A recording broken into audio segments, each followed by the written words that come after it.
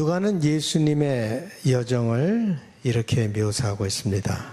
예수께서 승천하실 기약이 차감해 예루살렘을 향하여 올라가기로 굳게 결심하시고, 이 구절이 마음에 와닿습니다. 영어로 이렇게 보니까요, 뭐라고 얘기냐면 He set his face to go to Jerusalem. 자기의 얼굴을 예루살렘을 향하여 딱 고착시켰다라고 하는, 아주 한국 번역이 굉장히 잘 되었다고 생각해요. 맨 처음에 그리그로도 먼저 set his face 이거로 했는데, 그걸 갖다가 뭐로 번역을 했는가 하면 굳게 결심하시고, 예수님의 마음을 읽어서 번역을 한 거죠. 어떻게 보면요, 예수님의 마음을 읽어서 이렇게. 이 번역이 쉽지가 않아요. 그런데 그 마음을, 그 사람이 얘기하고자 하는 그 마음을 읽고 번역을 해야 되는데, 그래서 굳게 결심하시고, 여기 예수님의 굳은 결심을 볼 수 있습니다. 예루살렘에서 어떤 일이 일어날지라도 그는 그곳에 가야 되겠다, 그런 결단이 있었어요. 그곳에 가야 되겠다. 왜 그렇게 그곳에 가야 되는지, 하여간 예수님은 그곳에 가야 되겠다. 근데 예루살렘에서 뭐가 기다리고 있었습니까? 이거예요. 거절. 예루살렘에서 기다리고 있었던 것은 거절이었습니다. 그러니 예수님의 여정은, 예루살렘으로 가는 예수님의 여정은 어떻게 보면 거절을 향해 걸어가는 여정이다 라고 우리가 볼 수 있죠. 거절을 향한 여정. 거절에다 자기의 set his face, 자기의 얼굴을 거기에 두었다. 예루살렘에서 이 세상은 예수님을 온전히 거절하였습니다. 그것이 십자가의 의미 아닙니까? 십자가가 바로 그것입니다. 그런데 예수님은 무엇을 하십니까? 예루살렘으로 올라가기로 굳게 결심하시고, 이걸 보면은, 예수님은 거절을 피하지 않으셨구나 라고 하는 것을 보게 됩니다. 예수님도 뭐 거절이 좋아서 예루살렘으로 가기를 원했던 건 아니죠. 거절을 좋아하는 사람이 어디 있습니까? 누가 거절 받기를 좋아합니까? 그러나 예루살렘에서 일어날 거절의 현실이 그리로 올라가고자 하는 예수님의 여정을 막지 못했다라고 하는 것이죠. 그곳에서 일어날 일들이 예수님이 예루살렘으로 가는 그것을 막지 못했다. 거절받아도 괜찮은 삶. 그것이 오늘 설교의 주제인데요. 제목인데, 거절받아도 괜찮은 삶. 그것이 바로 예수님의 태도였습니다. 인생을 살아가는 예수님의 태도였습니다. 거절받아도 괜찮은 삶. 에스더의 죽음은 죽으리라. 예수님의 거절받으면 거절받으리라 라고 하는 것은 같은 맥락의 생각입니다. 오늘 본문을 보니까 사마리아인들도 예수님을 거절한 것을 보게 됩니다. 그러니까 예루살렘으로 향하는 여정, 그 거절의 여정이 시작이 거절을 당하면서 시작됐다고 하는 것을 보게 되죠. 사자들을 앞서 보내심에 그들이 가서 예수를 위하여 준비하려고 사마리아의 한 마을에 들어갔더니 예수께서 예루살렘에 향하여 가시기 때문에 그들이 받아들이지 아니하는지라. 먼저 여러분도 잘 아시기 때문에 제가 설명을 안 하겠어요. 맥락을 놓칠까 봐. 유대인하고 사마리아인들의 관계 여러분들이 다 잘 아시기 때문에 그건 설명 안 하겠고, 하여간 사마리아인들이 예수님을 거절했다. 예루살렘으로 가려고 하기 때문에. 예수님에게는 이 거절받는 것이 괜찮았는데, 거절받는 것이 괜찮은 삶, 그 태도로 예수님은 살아갔는데, 야고보와 요한에게는 그게 괜찮지 않았습니다. 야고보와 요한은 이 거절받는 것을 매우 불쾌하게 여겼습니다. 그래서 이렇게 얘기하죠. 제자 야고보와 요한이 이를 보고 이르되, 이를 보고는 그 거절하는 것을 보고 이르되, 주여 우리가 불을 명하여 하늘로부터 내려 저들을 멸하라 하기를 원하시나이까. 이건 누가 그렇게 했죠? 불을. 엘리야가 그렇게 했죠. 엘리야가 그렇게 해요. 엘리야와 같은 권능이 그들에게 있었는지 없었는지는 우리가 알지 모르겠지만 그것이 그들이 원했던 것이었습니다. 거절받은 것이 모욕적이었고 화가 났기 때문에 그들은 그것을 하려고 했던 것이죠. 감히 우리를 거절해 하는 이런 태도가 그 마음속에 있어요. 이제 드라마를 가끔 이렇게 보면 뭐가 자주 나옵니까? 너 내가 누군지 알아? 라고 하는 그것이 종종 나와요. 너 내가 누군지 알아? 이 말이죠. 지금 야고보 요한이 너 내가 누군지 우리가 누군지 알아? 라고 하면서 거절을 굉장히 불쾌해하는 태도를 보게 됩니다. 근데 이것이 보통 사람들이 대하는 거절에 대한 태도예요. 분노합니다. 자기를 거절한 것을 그 사람들이 깊이 후회하게 만들기를 원하죠. 네가 나를 거절해? 네가 그것 때문에 얼마나 후회할지를 내가 보여줄 거야. 라고는 하는 그것이 우리 인간에게 일어나는 거절당하고 나면은 네가 나를 거절했기 때문에 받는 그 고통이나 아픔이나 그 후회 이것을 처절하게 보여줄 것이다 라고 하는 생각이 우리 속에 들지요. 그런 야고보와 요한에게 예수님은 뭐라고 하십니까? 예수께서 돌아보시며 꾸짖으시고 함께 다른 마을로 가시느니라. 예수님은 그들을 꾸짖으시고 계속 다른 마을로 향해서 그냥 가셨습니다. 영어 성경에는 He moved on 이라고 얘기해요. 영어 표현에도 그런 게 있죠. Move on. 그냥 거기에 앉아있지 말고 그거 갖고 너무 그거 하지 말고 Move on. 앞으로 나가라. 예수님은 그냥 나가셨다. 거절. 예수님의 미들네임과 같은 거예요. 예수 거절 크라이스트예요. 어떻게 보면 예수님의 삶은 계속적인 거절을 받는 삶이었습니다. 그렇게 좋은 일을 많이 해줬는데도 사람들은 예수님을 거절했습니다. 탄생부터 그랬어요. 탄생부터 환영받지를 못했습니다. 애가 태어나면 무엇을 하죠? 잔치를 하죠. 2세들도요, 이 돌잔치 한 사람도 빼놓는 사람이 없어요. 얼마나 그렇게 열심히 해요. 이제는 그만 가야겠어요. 너무나 그냥 하도 많이 가서 꼴다지. 그냥 애 낳으면은 그냥 돌잔치를 얼마나 돈을 많이 들여서 안 하지 뭐. 중국 사람들은 언제 하는가 하면 100일 후에예요. 1년 후가 아니라 100일. 다 셀리브레이트를 하죠. 그런데 헤롯은 예수님의 탄생을 거절했습니다. 아기 예수를 찾아 죽이려고 하였습니다. 이 세상에서 없애버리려고 하였습니다. 예수님이 이 세상에 왔지만 이 세상은 그를 영접하지 않았습니다. 그래서 요한은 그것을 이렇게 시적으로 표현하고 있죠. 그가 세상에 계셨으며 세상은 그로 말미암아 지은 바 되었을 때 세상이 그를 알지 못하였고 자기 땅에 오매 자기 백성이 영접하지 아니하였으나 자기 백성이 거절하였으나 라는 뜻이죠. 예수님께서 거절받은 것은 예수님에게 뭔가 잘못이 있어서가 아니라 어떻게 보면 이 세상에 뭔가 잘못이 있어서 그런 분을 거절했던 것이죠.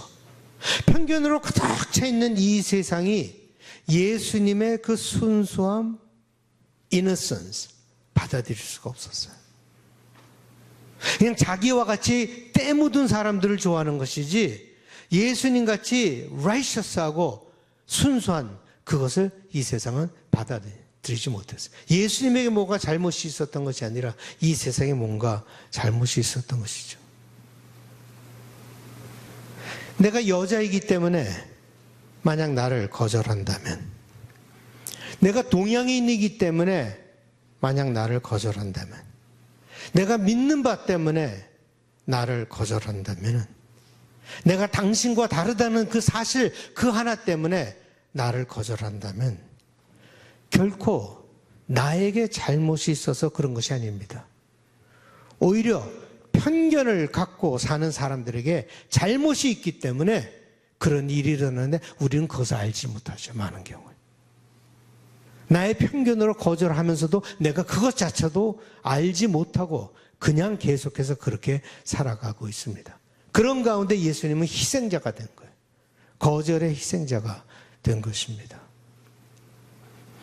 예수님의 삶 전체가 바로 이런 편견에서 나오는 이런 종류의 거절로 가득 차 있었습니다. 그런데 그것 때문에 예수님께서 자기가 믿는 바를, 자기가 해야 하고자 하였던 일을 포기하셨습니까? 아닙니다. 거절받아도 괜찮다라는 태도로 묵묵히 예수님은 자기가 가야 할 여정을 가셨습니다.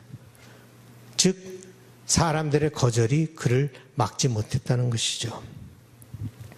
우리가 보통 거절을 당하면요, 우리 정체성에 대해 질문을 합니다. 나를 거절하는 이유를 내 속에서 찾으려고 합니다. 그러니까 자꾸 그러다 보니까 초라함을 느끼죠. 거절을 받으면 초라함을 느끼고 주눅이 들게 되고 움츠려집니다. 자기 자신에 대한 자신감도 떨어집니다. 자기의 정체성, 자기의 가치, 모든 것이 다 흔들리는 것을 경험하는데 예수님은 흔들리지 않았어요. 그렇게 거절을 받았는데도 예수님은 흔들리지 않았습니다. 거절받았다고 자기 자신의 정체성이나 자기의 가치에 대해서 흔들리지 않으셨습니다. 예수님은 전해야 될 말씀이 있었고, 해야 할 일들이 있었고, 사랑해야 될 사람들이 있었고, 지키고 살아야 할 소명이 있었습니다. 수많은 핍박과 거절에도 불구하고 예수님은 꿋꿋이 자기가 해야 할 일을 하였습니다.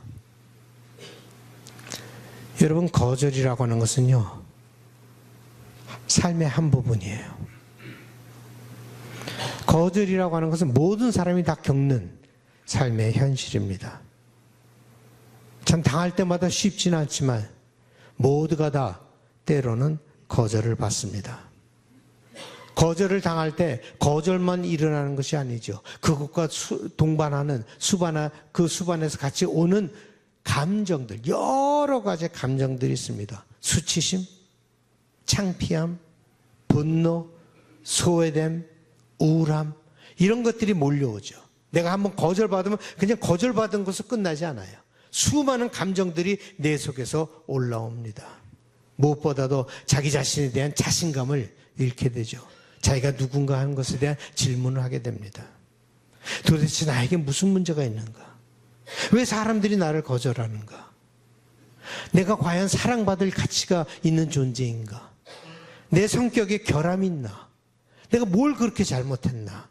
등등 여러 가지 질문이 떠오릅니다. 이런 질문들은 우리를 더 깊은 어둠 속으로 빠뜨리죠.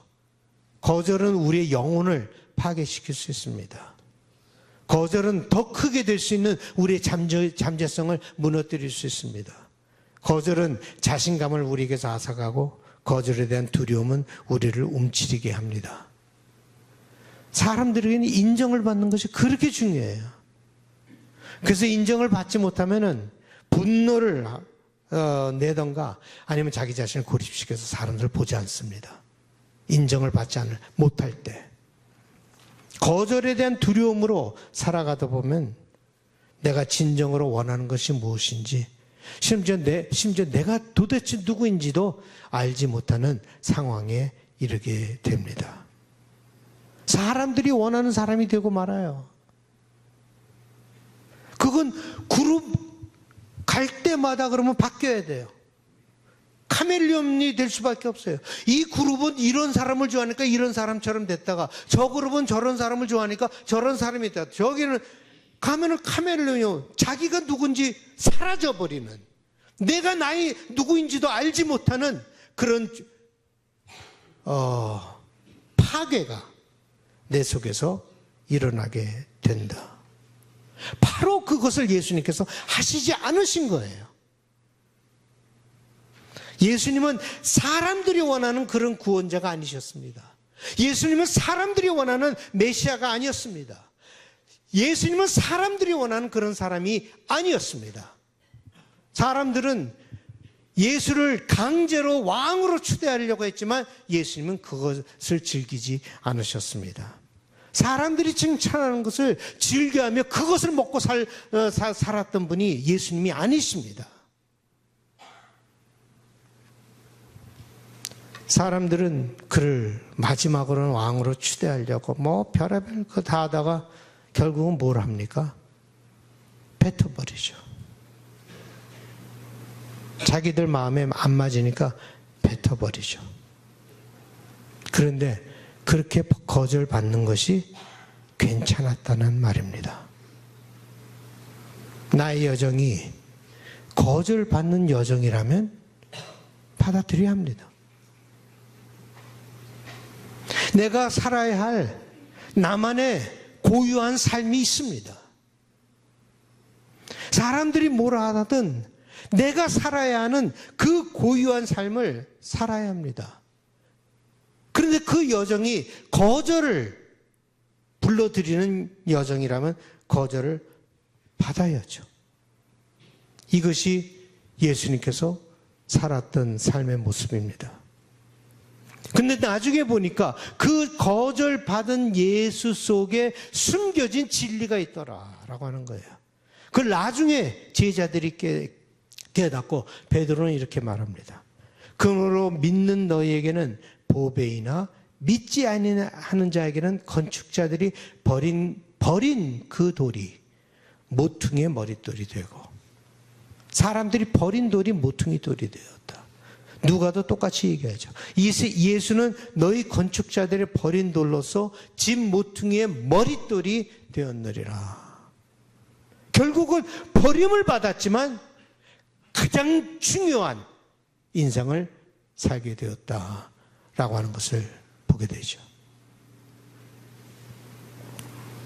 그러니 여러분들이 거절을 당할 때 여러분만이 거절받는 것이라고 생각지 마십시오. 예수님도 거절을 당했습니다. 거절받는 것은 수치가 아닙니다. 이 세상에서 살면서 그저 일어나는 일들입니다.